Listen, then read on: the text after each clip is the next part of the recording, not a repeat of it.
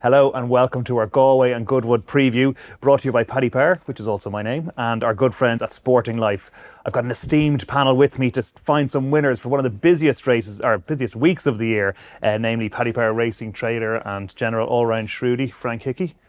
Former jockey, now pundit, and obviously writes this himself, all-round lovely fella, Fran. And actually a very special guest, top amateur rider, multiple big race victories at Galway to his name, Patrick Mullins. So very welcome along, Patrick, and thanks very much for joining us. No thanks to you lads, you're always here anyway, so it's grand.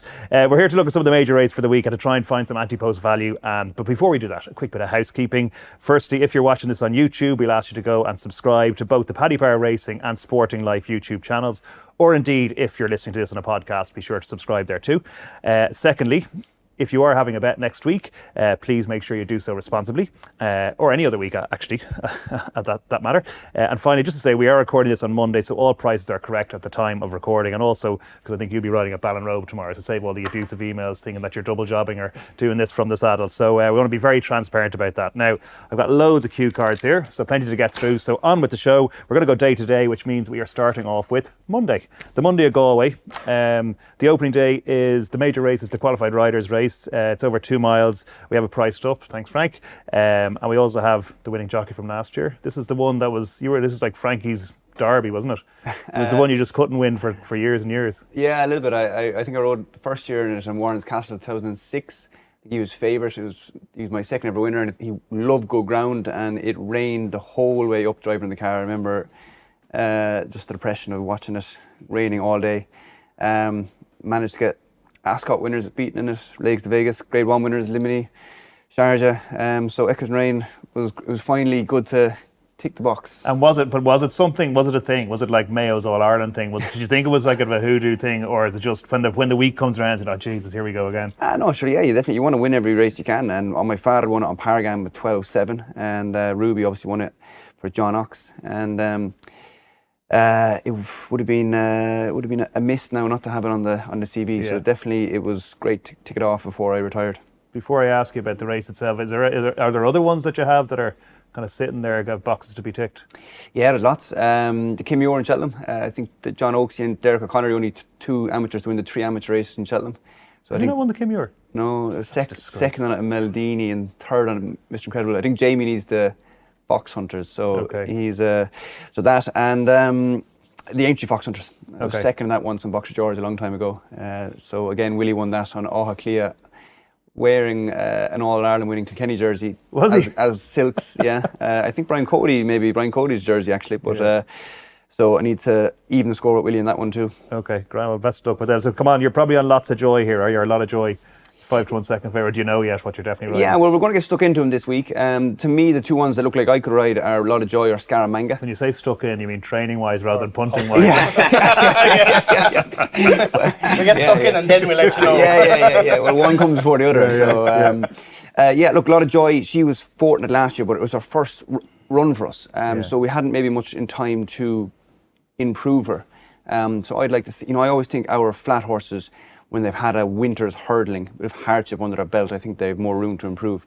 So even though she has ran twice, I think she might have more scope to improve. So 96, she's been near the top weight. It's a very hard race to carry over 11 stone, and very rare you can get a horse through that. So that's what might swing me towards Scaramanga. He's rated 89. Again, yes, he ran on the flat for us twice last year, but they were his first 2 runs for us. He's slightly different. He wasn't Paul Nicholls, as he had the hardship of being a jumps horse before, so he probably doesn't have much scope to improve. But carrying 7 pounds less than A Lot of Joy would be very interesting. So it'll depend how they work, and to be honest, I'll probably even wait and see what draw they get as well before. Yeah, I was going to say the draw it's always talked about a lot of Galway, and I'm assuming it is important, even over the longer trip. Yeah. Now look, we were drawn very wide last year, but I wanted to drop in on Echoes and Rain, so I wasn't too worried about that. And she was probably very well in. But, I don't think, ideally you don't want to be banged on the paint or too wide. So definitely I think being drawn in the middle can be an advantage. But it depends where horses around you are drawn as well, whether they're going to drop in or go forward. So you want to be able to see that before you make the final decision if it's a close call. Yeah, okay. Fran, just interestingly, I was talking, we were watching the last Punters preview, and as Johnny Deneen was making the point about Pat Smullen used to always ride horses prominently around Galway and stuff. When you were riding around Galway, Is that something that you would have done, or is it just if it happens? If it's I just used to follow Pat Mullins. That was my game plan. If I was drawn near him at all, I just get really up just keep an eye out for him. They were the golden weld years, if you like. He's having 8 or 9 winners through the week, and that's the thing about Galway. And like Patrick says, if you get on the back of horses going well and making ground through the race for you, it makes life a lot more easier. If you're on following horses going back through the field, the race is gone. Yeah, okay. That's a big key point to Galway is momentum, and checking momentum at the wrong time is game over. Well, do you expect this fella to be riding the winner of this race? It's a bit of practice anyway. But it's interesting. The draw last year, the first 4 home all came from wide draws, but the race is probably one of the roughest races. I don't like watching it from the TV. There's a lot going on through the race. Maybe being wide on occasions is not a bad place to be. Yeah, and look, you've seen Aubrey do it twice, dropping out, staying out of trouble, coming wide. Definitely, I always used to jump out, and you go down to that first bend and you'd be closing your eyes just hoping you don't get wiped out. Yeah. Us amateurs probably don't look after each other quite as much as the flat boys do, but that first bend is crucial. If you get knocked down and then as Fran says, you get stuck behind 2 or 3 no-hopers, you can't get out because you're always turning, and generally, more often than not, they're not a strong gallop. They might get racing early, but it just can be very hard to get out. Yeah, okay. So Fran, have you got a selection for the race? I do, yeah. Maximum respect for a lot of Joy and Scarmanca. I think he, both of them, with any luck, would have won a Cesar Ridge last year. Maybe Scarmanca did too much in Newmarket. He wouldn't have beat Run for Oscar.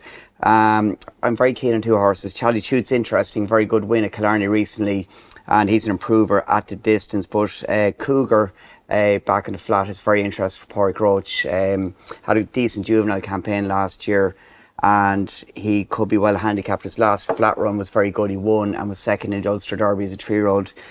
Both him and Weston, trained by Gordon Elliott, I think that's the one to be with. Ran really well in the Ascot Stakes on his second run for Gordon. Maybe didn't see it at 2.5 mile trip. He's a lightly raced 5-year-old. He's a current 12 to 1 with Paddy Power. I think that's decent each way value. Okay, so Fran's managed to tip up 5 horses. Frank, can you narrow it down any more? Another 4. Yeah, look, obviously I've priced the race and I've put in a lot of Joy, joint favourite. Pretty obvious. Is that because you think that's the one? I was guessing. But if he switched rather. Yeah, without having, the homework information, you'd be guessing that would be the one to ride, considering she ran so well there last year and potentially could improve. Yeah. And she's obviously run well in the Irish Cesar Ridge as well afterwards. And then the other one was teed up. I just think, as the name would suggest, Galway is be all and end all for him. He was second November handicap behind Metier on testing ground at Doncaster over 1.5 miles, beating a length and a half. He had a nice comeback run at Tremor, went second behind Lord Erskine. Went up £3 fat to 88, but I still think there's a bit of scope for improvement. And he ran over hurdles twice at the festival last year, was second the first day and then came out and won. I think he was well in then for the second day and came out and won. But we're likely to be, it's likely to be wide open anyway, isn't it, on the day, regardless of how jockey bookings, all that kind of stuff. It's going to be 5 to field at least, isn't it? No, I'd say whatever Patrick decides to ride, I think he'd be thinking 7 to 2, 3. Really, yeah? Yeah, particularly if it's a lot of Joy, I think. Scaramanga wouldn't be going off that price. It's a more exposed profile. And the other one I definitely give a mention to, if it does come over, is Ian Williams' horse, Think White. He brought over Aquam, what's the name of the horse last year, to win a 1.5 mile handicap, and landed a bit of a touch in doing so. Zinc White won his 2 handicaps to Rafe Beckett, went to Ollie Greenhall, was purchased for 310 grand to go hurdling, was pulled up in its hurdles debut, Foss Lass, was 2 years off the track then, and switched to Ian Williams and came back and won the Chester Vaz, beating Novel Legend, which was a good run because Novel Legend was about £7 well in that day, and he beat him easily enough. He ran Ascot then on good ground, wouldn't suit him at all, and he was disappointing. To be honest, I'd say in hindsight the trainer would have said probably shouldn't run him at Ascot. He's very ground dependent. He wants cut. If it's soft ground or Galway and he comes over, he's a big price, 25 to 1, but he'd be one I'd be interested in as well. Teed up at the front of the market and Zinc White at a price. So teed up, Zinc White, whatever one you ride. Basically, probably Scaramanga or a lot of Joy.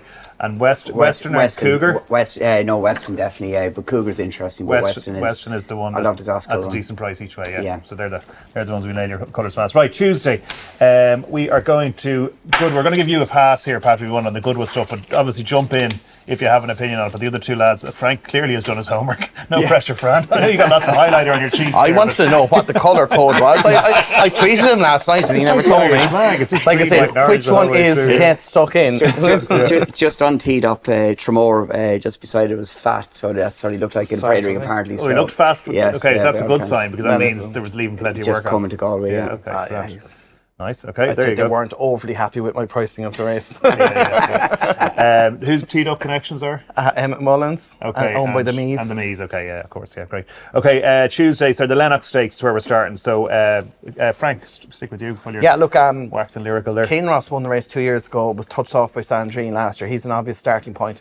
The only thing I was looking at the race going, he didn't run the July Cup last year, and he ran the July Cup in third, a week and a half ago. I'm just wondering, would they run him again quickly in a Group 2? And there must be a small chance he doesn't. Now, maybe he will, but if he doesn't, I think the race becomes a little bit wide open. And the one I think's a bit of value is Audience for John Gosden, improving 4-year-old. Didn't win his 3-year-old season after winning on debut as a 2-year-old and not running again as a 2-year-old. And they were kind of unsure about trip because he ran between 5 and 7 furlongs, maybe even a mile as a 3-year-old. And but they gelded him, came back in handicap at Leicester, absolutely bolted up. He was very impressive, winning off, what was the mark, 99. And that form's worked out relatively well, as well as a few subsequent winners behind him. And then he stepped up in grade for the Criterion Stakes at Newmarket. And again, he was very impressive. Bit wayward, but massive engine, won by 2 lengths from Jumbly. And he just looks like the kind of horse that's improving at the right time. And yeah, if Kinross doesn't run, I wouldn't be in love with the rest. Now it's about 14-1. I could see that half the price or shorter come the day. Okay. So I'd be with Audience, yeah.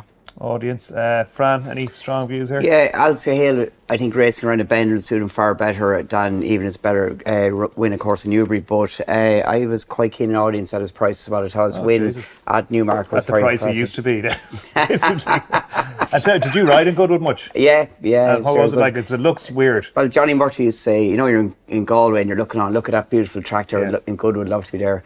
It's anything but. It's rough and ready. It's undulating. The draw in the 7 furlong mile race, huge. And it's unique. It's got its very unique characteristics. Multiple, he raced back to front. It's not the nicest track when you're not travelling, put it that way. And tell me, is there like certain jockeys that ride it better than others? Like back in the day, Richard Hughes, he just owned it. No, back in the day, that's no good to us this year. Ryan Moore, he's riding well at the minute. Is he? Yeah. I've heard of him, yeah. Who's he ride for?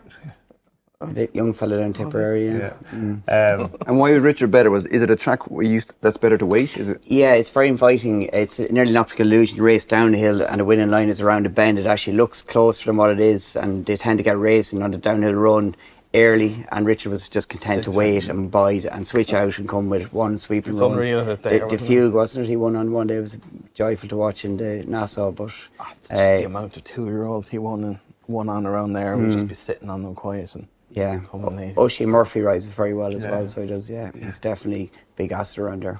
Okay, but Audience for the 2 lads, decent prices. Decent price, yeah. Well, we'll see what it is Tuesday evening for that. I think it's 14-1 at the moment.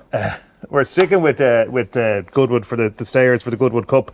Gregory and Coltrane up and at it again. Fran, I mean, it's hard enough to see Gregory not confirming.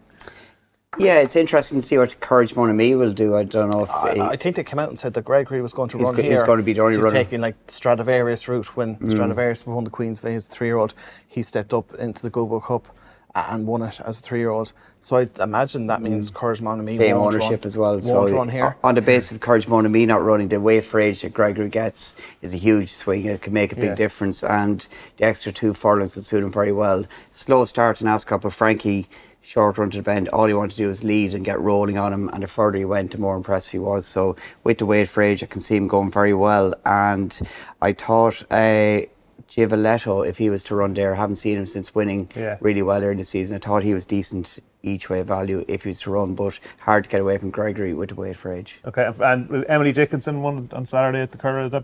I just think she's very ground dependent. She wants it soft or worse.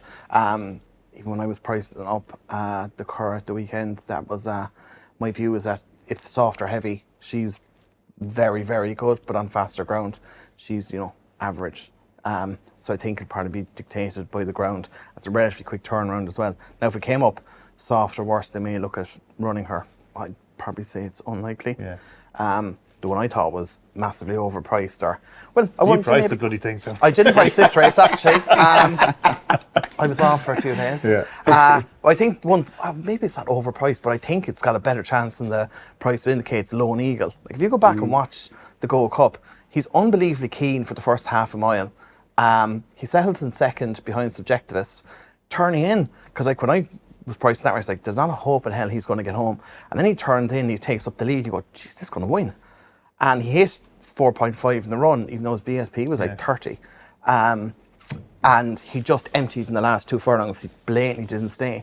But then he's going to drop back half a mile at Goodwood. He's 2 from 3 at Goodwood.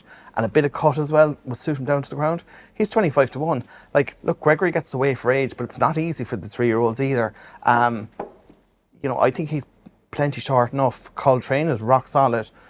But again, he's no superstar. And just 25, like, I'd implore you to go back and watch Lone Eagle and how he travelled. Like, he's not 25 to 1 shot, not around Goat. Okay, interesting. And when you look at these stayers, Patrick, is they like would you look at the race differently? Because obviously that you ride horses that are 2 mile horses. Yeah, I mean it's interesting. You know, we've had a lot of luck in those stamina races, and Echoes and Rain looked like she was going to run very well in the Gold Cup for a while, and you know, the likes of Simonon and Max Stein might have ran well in those races. And people often say, you know, if Annie Power or Hurdle Fly, really good bumper horse or something like that. Yeah, those champion hurdlers or something. But the main reason you don't is that, you know, the ground is so quick in Ascot. Like you don't realize how quick it is compared to jumping ground.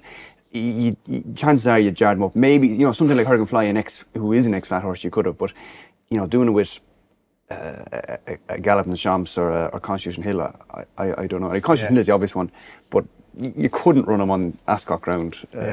As a jump horse, and is he just heavier or a bigger horse? Is that how it is, or just they're generally taller and bigger, and as well, you know, you're trying to gear them up then for July, and it messes up your whole season. Then I'm going for Cheltenham, so but could it be done? I think it could, but you need the right type of horse. You're going to sacrifice your jump season possibly on the back of it, and if it doesn't work, it's kind of like Vauban could do it next year maybe, and maybe we should have ran him in the Gold Cup this year. There was that line of thought as well, but you know, you take your points. And I was going to stick with you, Paddy, if you don't mind, because the feature in Galway on Tuesday is the Colin Quinn BMW Mile, the 6 to 1, the field wide open one. Is there any strong views on this one?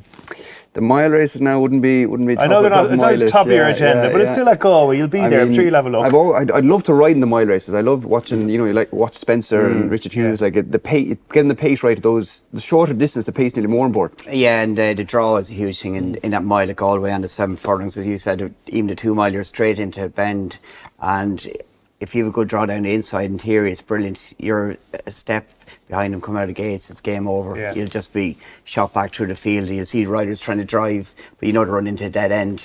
And that's it. And you got to take your medicine, then you need a bit of luck. But it's a case of if the pace is even, you can ride any kind of race. But the worst thing in Galway is if you go quick for a furlong and a half, somebody steadies up in front, and then the lad beside him steadies, and then the field compacts, then it gets very, very messy.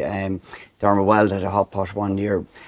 Casey, she ended up in a Group 3 filly and run off 70 in a handicap. She got taken out the first 100 yards, game over. You know, you need a lot of luck around here as well as having the best horse. I remember Danny when you're going the widest wall, rock and roll kid, was it? But that's right, yeah. But at least he was able to, even though he was drawn so wide, a bit like was the Tory in the Arc, he could just slot in after 3 furlongs. And yeah, exactly. And if they're strung out, you can do that. You can just you walk could choose where to go. Whereas if you're drawn the inside, you're committed. So in theory, a low draw is a good draw if you can use it. Yeah, okay. Go on anyway, Fran, give us something here. Frank has made a couple of errors, I think, in the pricing here. Fort Vega, trained by Sheila Lavery, is really interesting. He'd be a popular winner in Australia as well if he was to win Fort Vega. And he went to Royal Ascot. Probably shouldn't have went there. I think he needs a cut in the ground. He was very good at Gorham Park and winning a handicap in Ace. It's worked out pretty well since then. He's 20 to 1. I think he's an improving horse. If he goes there, he's a big player, along with 2 Joseph Ryan trained runners at double figure prices. You're one there. If the rain arrives, 20 to 1 is a big player. And Adelise is really interesting at 14 to 1. I think we haven't seen the best of her. She travels really well. She was nearly the last one to come off the bridle in Royal Ascot. either of them three at double figure price. I think they're unexposed is what you need stepping into this type of race. So Adelise, you're one there. And what was the Sheila everyone? Fort Vega. Fort Vega, okay. Nice one. I was using the Australian site for when I was pricing the race, you see. That's probably what happened there. Like I saw the case of Fort Vega. I just thought experience might be the thing there. I can see it. Like you can't put them all in conservative prices either. And I am partial to Sheila Lavery horse at Galway. Like she's landed a good few winners there over the years. Your one there was just disappointing. That was a little bit of I backed her the last day and was very annoyed. Hence the bigger price, and I can see the case for it. She's in the bin. I was like, put her in a big price. She's useless. The one I thought was a little bit interesting is Gavin Cromwell's horse, Mr. Wilson. Gavin's obviously just some trainer, like we consider he's had like the Queen Mary winner a couple of years ago, a Chesham winner, a Grand National second, Stayers Hurdle. It's just unbelievable to be able to train that variety of horse. But he has Mr. Wilson here, not really taken to hurdles at all, but they've persisted with him. I think he's 1 from 9, is it? But he's running okay over hurdles, which is better on the flat. And he's run well at Galway before. He was touched off over this trip in September off 80 and was then just subsequently beaten by Salt Stall at Tipperary off 83. He's only a 4-year-old. I'd say this has been a plan for a while, and they're running over hurdles just to keep him sharp, to go back on the flat. A bit of rain would be no harm from either. Gavin Cromwell's Mr. Wilson, probably one that'd be interesting. To see him. He trained our horse for this race a few years ago. We didn't have the luck, so Didn't quite have the luck, or the horse. I think he missed the break 5 lengths. So we were pretty hopeful going to it. And what horse was it? You just had Full hope. Word. He'd worked really well the week before, hadn't he? And we're getting there very confident, but it was all over after 10 seconds. It's Galway mile.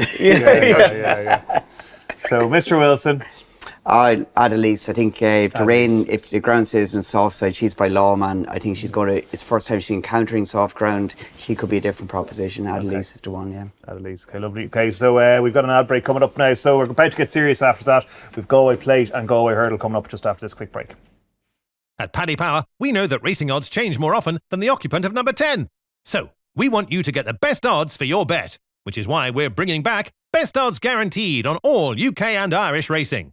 Don't miss out. Make sure you opt in via one of the banners on our homepage or through our promotions page. To opt in via the promotions page, head to the Find menu, select Promotions, and scroll until you see the Best Odds Guaranteed offer. Once you click Opt in, you'll be set up within 24 hours. Best Odds Guaranteed on all UK and Irish racing with Paddy Power. Welcome back. Well, the Wednesday of Galway Goodwood week sees the Sussex Stakes take centre stage in the afternoon, and Paddington's a short price favourite here. Probably a horse of the year so far, probably, Fran? Yeah, he's been fantastic. 6-4 to win a handicap at Naas, the opening weekend of the season off mark in the 90s. And he's interesting, just the way he goes through a race, that head carriage, but when he gets rolling, he's very effective. Back down and trip won't be a problem for him. The track won't be a problem. I think he just wins. Yeah, Frank? Yeah, I just worry about coming back to a mile around somewhere like Goodwood, particularly with Nostrum in the race. Look, it's a bit of skullduggery, but it'll probably back Nostrum each way. I reckon the race will cut up and you probably won't even get 8 runners, so I could see him being more like a 3-1 shot second What favourite. price is Paddington about? He's 8.15 anti-post, is it? I think I can't see him going off too much shorter as long as Nostrum runs, so I think he probably will. Like, where else do you go with him? He was just so impressive when winning that listed race at Newmarket, and he obviously had a bit of a reputation when he grew to 3 level as a 2-year-old and going off joint favourite for a Dewhurst. He wasn't disgraced to win third that day. I'm not saying he'll beat Paddington, but he looked very good at Newmarket, and it'd be interesting to see. I think Goodwood would probably suit him a bit better than Paddington, would be my view. Whether that's enough to swing it his way, I'm not sure. But as I said, each way, I doubt there'll be 3 other horses, or 2 other horses finish ahead of him. Okay, Nostrum each way and Paddington probably just win. I could see it's Galway Plate Day at Galway, obviously, and I could just see the punters crowd around the TVs roaring Paddington home as the first leg and their multi for the night with the other Willie Mullins 4 hot pots or something. But for the Plate, Patrick, is there is this a long-term plan for some horses, or is it just you kind of see what kind of horse you have Willie doesn't massively do long-term plans. He barely does short-term plans. But you come out of Punchestown after the end of the season. What's going to stay in? What's going to stay in and go to Galway? Kilcrut won that 2-5 novice handicap chase, which I think is a great prep race, quite a similar race. Look, he was a horse. He's a horse with a huge amount of ability. He was second in Sir Garden champion bumper. I rode him then in Spring Novices and in Punchestown. He didn't jump for me. There was something catching him. He should have beat John Bond for second behind Constitution Hill, and I thought he should have got a lot closer to State Man. But there was something catching him that time, and then he was a little slow to get started over fences. But he off 1-4-6. He won 15 lengths in Punchestown. So the trip will suit, the track will suit. And the whole thing about this race is Hewick running in it off a mark of 167. So like usually 160, Kilcrut will be carrying 11-12 or 11-10. And instead he's going to be carrying under 11-7. That has to be huge.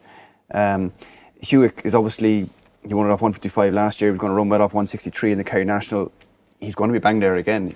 I think we've seen in several races in the last couple of years, proper Grade 1 horses can carry big weights in these handicaps, which wasn't the case for a long time, or wasn't tried for a long time. But that also brings Easy Game into it. Easy Game, he was second in it 2 years ago off 157, so a higher mark than Hewick won it with. He's only 2 pounds higher this year, and the year he was second, his rider dropped the stick turning in. He never really got to get stuck into him, so he was maybe unlucky not to win. He's won 9 from 12 since then, which is incredible. Yes, he ran bad in the race last year, but he got badly hampered at the fort last, and just in Galway, the next 2 fences around a bend, down the hill, 2 in the straight, he never got a chance to get back into it. So Easy Game, again, he's not unexposed, but he ran well off this mark, and he's so consistent. I think he's probably going to be a great each way price. And then outside of the obvious, I think Authorised Art, again, could be an each way play for some people. He's got winter form. He ran very well in Limerick in Grade 1 behind Jerry Colomb and Kilcrut. He's a 14-pound swing with Kilcrut from their Punchestown run, but I think his form tapered off at the end of the season. He ran well around Galway before. I just think, again, with Hewick there, he's going to be in the 10 stones. He'll lightly race, slightly unexposed. He could be overpriced. Okay. Was it easy to price this one, Frank, or? Oh, it's not easy, Jesus, no. And what made it even more difficult is, we were just talking about it earlier, the entries aren't in the racing post. You literally have to search every horse, bring it up, so it was really time consuming as well. Oh, very stressful. I'd an All-Ireland final to be watching, like, Jesus. Look, it's tricky. Like, again, you're trying to guess like I think it's pretty easy to guess what Paul will ride. That's your kind of starting point. What does Willie Mullins have, and what's Paul going to ride for jumps? And yeah, he's going to ride Kilcrut. He was brilliant at Punchestown. He has a touch of class. I don't think I rigged his price anyway, whatever about anything else in the race. He's very obvious. At the same time, short enough. Hewick, you couldn't write him off. Like, he's run a cracker in the Gold Cup. He's gone to Sandown and won a Grade 2. It's just, again, it's very hard when he has to give that sort of weight to good horses like, say, Kilcrut, Easy Game, not to mention the ones that are going to be carrying 10 stone. I could see him running the first 5, winning might just be beyond him off that mark. But it is a race where you're looking for, horses that are relatively unexposed that can turn into Grade 1 horses. Like, you're thinking of Balco de Flo. I have a list of them here now, I'll forget. Like, there's a good few of them have gone on and run well in Group 1s and won them. Yeah. Rags to Riches, or Road to Riches was another one. So you're looking for that type of horse potentially. 2 that stood out to me, the Goffer.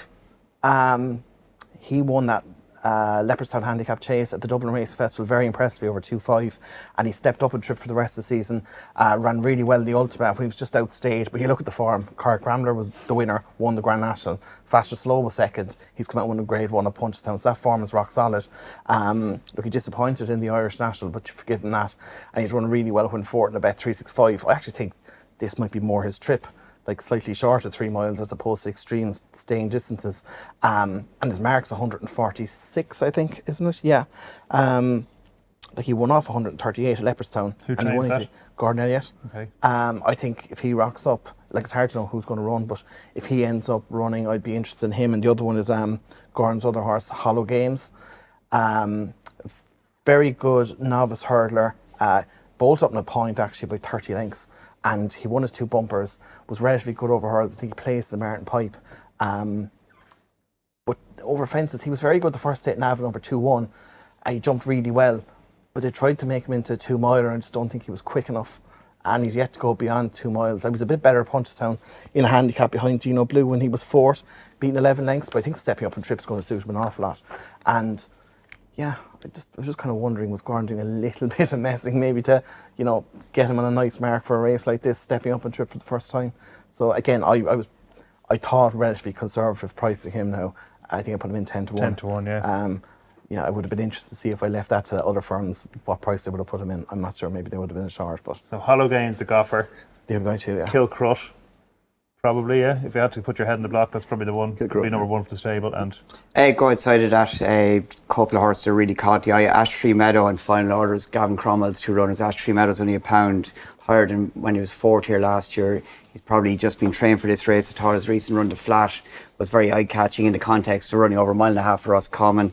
And Enniskerry, I think, is a standout. I thought probably rode that race, Leopardstown, that he won the Amateur Maiden. I thought he was awesome. He's been second in the track over hurdles. He won it last year over fences. He's only had 3 runs over fences. That's worry, but he's got the profile of that unexposed horse stepping into handicaps. And I think 14 to 1, given his course record, the way he won Leopardstown is pretty fair, albeit for his lack of experience. But Enniskerry, for me, I think is a standout, and he's been trained, you would think, like Eldon, but he's just really been likely raised to go here on the back of that, albeit a disappointing run in Grade 1 company in December. Right, and it's scary for Fran. Right, quick reminder before we get stuck into Thursday, if you're watching this on the Paddy Power Racing YouTube channel or Sporting Life YouTube, please do subscribe while you're there. And some great stuff coming up for Galway and Goodwood. The feature on Thursday is the Nassau Stakes. Fran, while you were waxing lyrical there, we'd stick with you. Oh, look, it's a cracking race, also a great race to watch. Naswa was awesome in Newmarket. Maybe dropping down to mile, maybe there's a hint that the race fell apart a bit on the day. Via Sistina was having a quick turnaround from running and winning at the Curragh, and they looked to go plenty hard enough to the front end, but the way she powered away over the mile, back up to 1.25 miles, she sets a really good standard. Soul Sister, question mark whether she'd run after running in France recently enough, and I kind of taken her out of the equation. Blue Rose Sen of the Head family's horse. She's just been awesome in France this year. Win the French Guineas, win the French Oaks in great style. This is like the Lego movie. Everything is awesome. Awesome. There you go. Awesome is the word of today. Yeah. And with the weight for age, £8, that's a huge swing for a good filly, and not original, but Blue Rose Sen should be hard to beat if she comes. Araminta, trained by Henry Candy at double figure prices, is of interest. Very good in France recently also. Okay. Stealing my thunder there a small bit on Araminta. I was like, no one will pick that up now. It's a train bet. Yeah, I thought Blue Rose Sen would be hard to beat. I think she's intended runner. She's looked very good. I don't think you could really oppose her. And you'd be hoping maybe that people will try and side with Nashua because she won the race last year and was so good at Newmarket, but I'd fancy Blue Rose Sen to put her away handy enough, to be honest.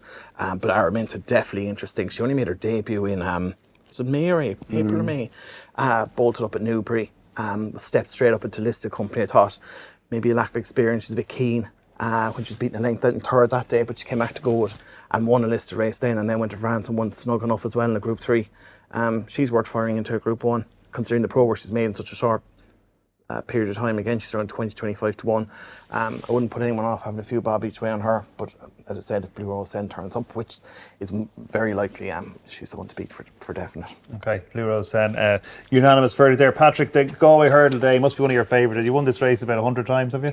3 times, yeah.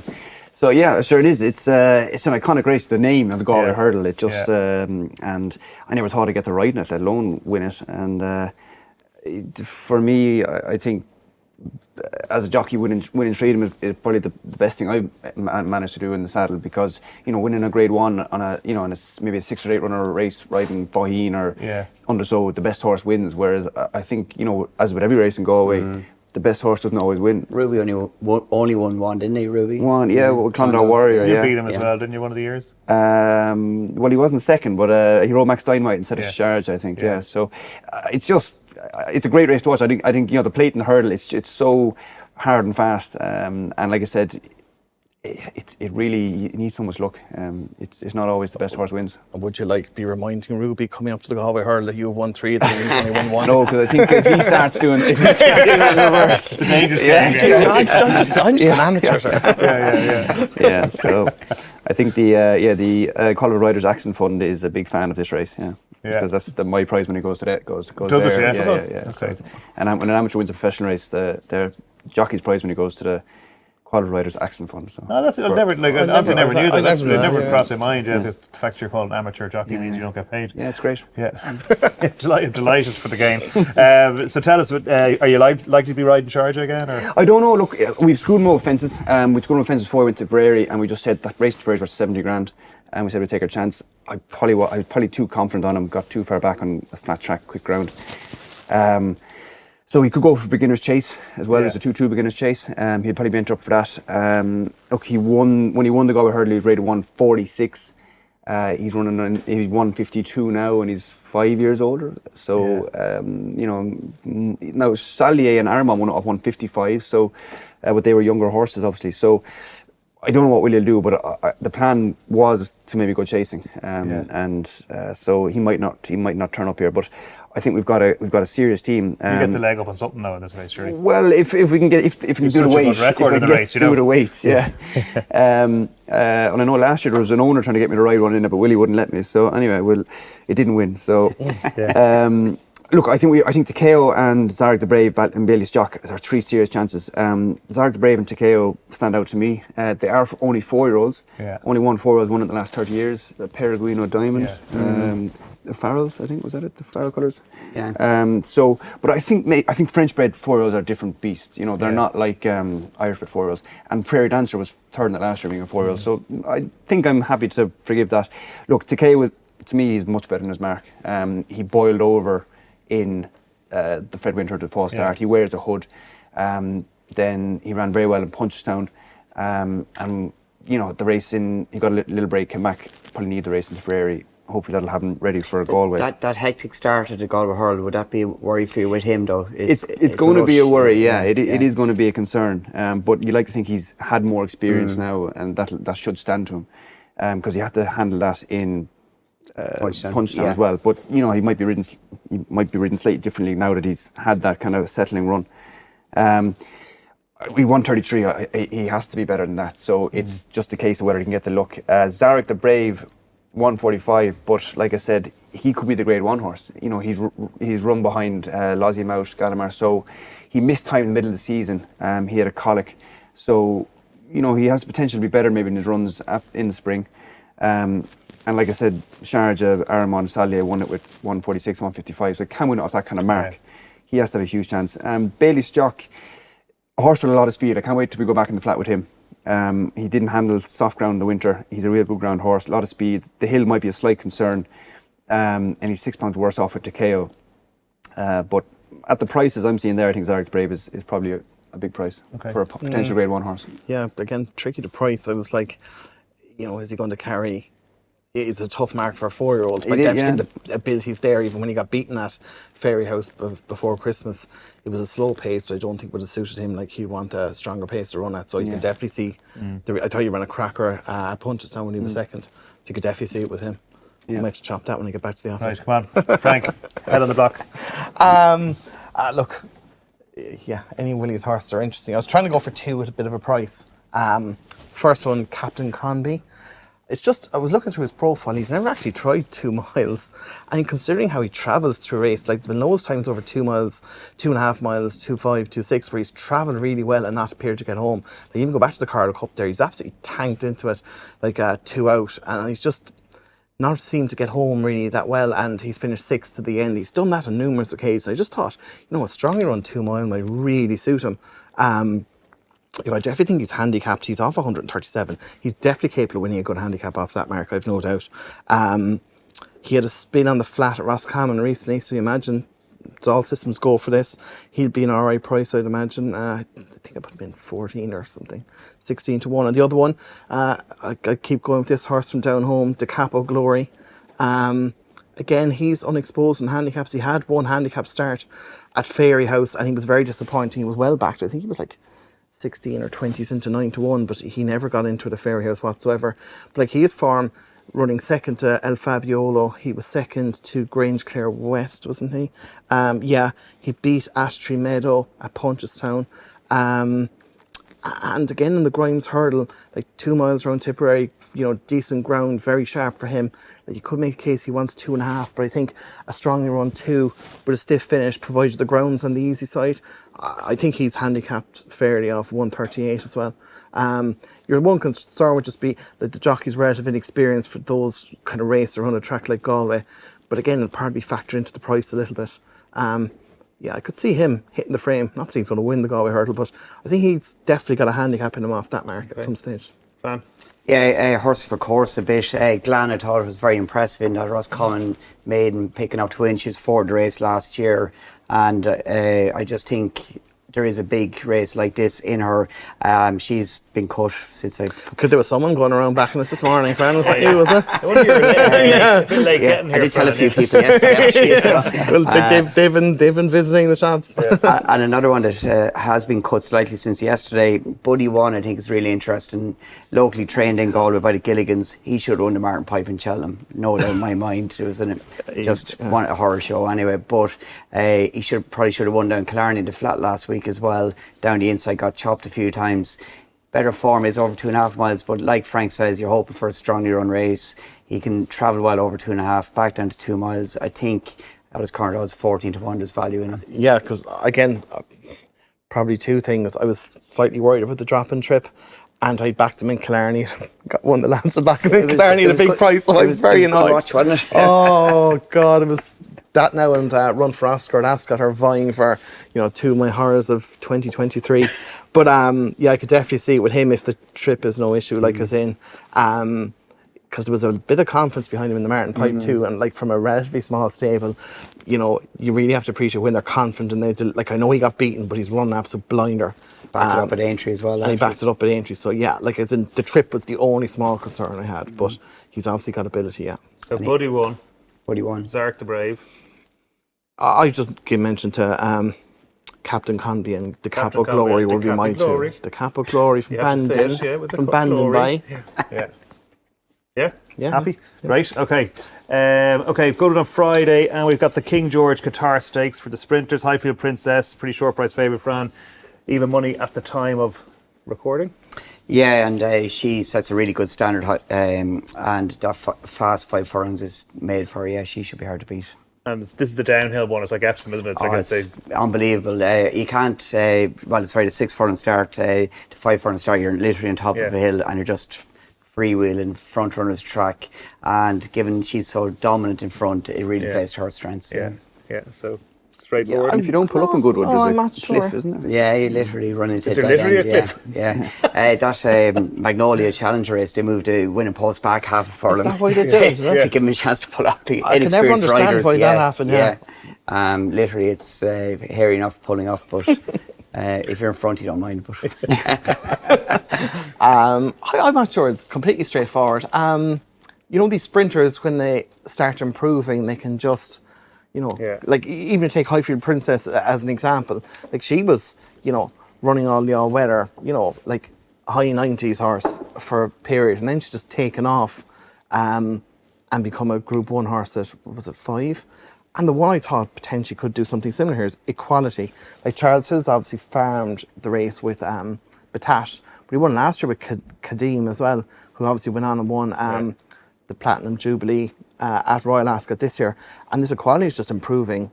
The last 2 runs have been fairly exceptional. Bolted up at Windsor in a handicap that's worked out pretty well off a mark of 102. And then he went, where did he go then? He went to Sandown for the Coral Charge. And again, he won very well there. Was kind of taken on for the lead by Diligent Harry. He's run a cracker at Newbury last weekend when just headed. And I just thought he's improved at the right time. And looking at it, 7-1, I just think if you back him each way, I think he might be hard to. I think he'd turn over the faff. I really do. Okay, you said you'd love to ride a miler. I say you'd love to ride a sprinter, 5 furlong horse, would you? Yeah, we should like it. You told me you were driving around the Goodwood racetrack. You don't mind the McLarens. Yeah. We might have missed the break in 1 or 2 corners there, right? But Yeah, no, I mean, when you look back, to me, the sprinter, you think of Richard Hughes and Soul Power, that's I the. was hoping somebody would bring that up. That's the dream. Yeah, absolutely. The Friday, the Golden Mile is also on, Frank. Parato. You love Parato, don't you? Well, I don't love him really. I know. I'm joking because let you down at Ascot, but then one next time. Every wise guy, me included, was on Parato for the Hunt Cup, and he didn't deliver. Look, the first thing we're going to talk about here is the draw. I'm going to have to read this. I'm not going to remember this off the top of my head. But in 2020, first 5 home, drawn 2-1, 15, 7-4. 21, 5, 8, 9, 2, 19. 20, 2, 9, 11, 8, 4. 2019, 3, 17, 12, 11, 6. And then 2018, 3, 7, 17, 18, 1. So in the last 5 years, the highest drawn winner has been 5. I think if you're drawn high, but if you want to be placed, you should be drawn high. No, as in even the places are more. Even the places are more. There's a couple of 17s and 19s. There's a couple, but there's obviously going to be a few well handicapped from a high draw. But I mean, from win purposes, it's very difficult to win high. You definitely want to be, the first 5 or 6 if you're looking for a win bet. Like, look, you might hit a place. So the draw is the most important thing, and it makes punting anti-post difficult. You'll be basically taking a chance that your horse gets drawn well, and if he does, you're going to be sitting on massive value, and then alternatively, if it gets drawn wide, your horse is going to drift an awful lot. Yeah. But the ones I thought were standing out, Almub here for William Haggis. He's gone off 4-1 favourite for the Lincoln. Finished 5th, was a fair enough effort. Went to Leicester off American 97, bolted up by 4 lengths. That form's worked out well. He was dropped to 7 furlongs. Then when running at listed level at Haydock, and he was 3rd behind Angel Blue and Holguin. I think there's more. I think he's a group horse when he learns to settle properly. And yeah, I'd be interested in him if he turns up. And the other one was Takra Bay for Richard Hannon. He has run some really good races and good handicaps. He was 3rd in the Balmoral last year off a mark of 104. And he wasn't beaten far at Goodwood last year with 7 furlongs. He was beaten a length and a half off a mark of 106. And what's interesting, he's been gelded since he last run. I think that could be the making of that horse. Again, he's, the potential to be a Group 3 horse. If everything goes well, he's only a 4-year-old. And obviously Richard Hannon and Goodwood would be one of the trainers to be kind of looking at all the time, him and Mark Johnson. Or Charlie Johnson now, as it is. So yeah, they'd be my 2, Almo here and and Takra Bay would be my 2, but obviously the draw, hugely important. Okay. Totally agreeing to draw. Al-Mubi here was one I was liking a lot too. I just think he's unexposed, and the fast run nature race could really suit him. He ran well enough at the track there last year as well, over 10 furlongs. I think they're only getting the hang of him now. I know he's rated 106, but he just has the potential to really step up in a race. I thought they'll really, if there is the usual normal strong gallop, he'll really play to his strengths. And David Amara, also like him in this race, a great record in the race. Darkness and Bo Pedro are 2 horses that are definitely running into a good level of form. Bo Pedro, really interesting next term, Bo Pedro, Jessica Harrington and Blue for You, also next term, a well-trained horse, both doing well for the O'Mara team. Yeah, the other thing I forgot to say about Elmo here is let's just say if he got drawn in the 5 lowest stalls and the ground was on the easy side, it'd be very, very sweet. The wheelbarrow would be out? It'd be close enough, yeah. Yeah, okay, great. So, the wheelbarrow doesn't get allowed out. Money back if you get a high draw, especially Paddy Power. Yeah, exactly. Yeah. 5 places for the inside stalls only, something like that. Back over at Galway, the Friday features a 1.5 mile Guinness handicap. We've only entries at this stage, so I mean, if we don't have a strong view on it, we can move swiftly on. Very much have a strong view. Yeah. And the man beside me knows all about it. Jack Finbar, first run for 4 years. Roscommon listed company recently, big eye-catching run. He's £10 higher than his last UK mark. The best way to get him dropped in the handicap is not run him. And he got dropped £10 for running. He was previously a group winner for Harry Dunlop. And I just thought off his rating, he's a standout. Now he's rated 103, got £6 for a run, but even at that, still below his top mark. And he sets a really good standard. You've got NR for Tony Barn, Alanya, who won the Ladies Derby, really impressed in Irish debut. He was very interested for Tom Gibney, but Jack Finbar, what I've seen in Roscommon, was very impressive. Yeah, it was a great run in Roscommon. Hadn't ran a long time, rode to run well. A funny race. A horse at 90, Jim Bulger, made the run and ran off first bed and finished second. And obviously the horse of Aiden's that won is a very good horse. They all finished in a bunch. He came out of that race really well. look, he's going to be entered in a few different places, and something like the Ebor could be on his thing as well, perhaps off that kind of mark. But I think probably trip-wise, the right trip, is it? I think at a mile and a half, I think we're an advantage in flat races, a mile and 6, 2 miles. I think at a mile and a half, it starts to maybe whatever the fitness or the extra hardship they have starts to wear off a little bit. But we have won this with Limini, and I hope Fran is right, but 103 being top weight in a race of this might be hard. I know it's below his top rating, but that was 4 years ago as well. He's come out of his race fine, and I couldn't put anyone off him. Okay. I had nothing in the race really. That's okay. For now. Not even priced up, sure. Not even priced Didn't up. bother pricing up. He's too busy watching the hurling. I did him early morning yesterday, so it was well finished by the hurling. Well, look, Saturday at Goodwood, Stewart's Cup Day. It's one of the big sprint handicaps, wide open field. Strike Red is in here after his good win at the Curragh on Saturday. Have you got one for us here? Yeah, I think I do actually. Significantly for Julie, Group 1 winning trainer Julie Camacho, dual Group 1 winning trainer. He's only had 2 starts for Julie. Managed to win at Haydock last time off 87 when really well backed. The second was relatively unexposed well, and they were 5 lengths clear of the third, which is a fair distance in a sprint race. He's got a £6 penalty, but when you go back to his peak efforts for Carl Burke, was rated in the hundreds. So it's still fairly well handicapped. Look, he's only a 5-year-old. Yeah, she's a good trainer, and she's got him back in form, well handicapped. Again, you just hope going to be drawn the right pace or the right place around the pace. But I think it's about 25 to 1. He's a very interesting horse and a very fair price. Okay, what's it called again? Significantly. Fran? Yeah, 2 just worth to mention. Mums Tipple is finding his niche in sprint handicaps. He was 4th in the walk-in behind St. Lawrence at Ascot. And I think he's just finding it as his niche as a sprinter. And Apollo 1 has been run really well as well, also 2nd in the walk-in.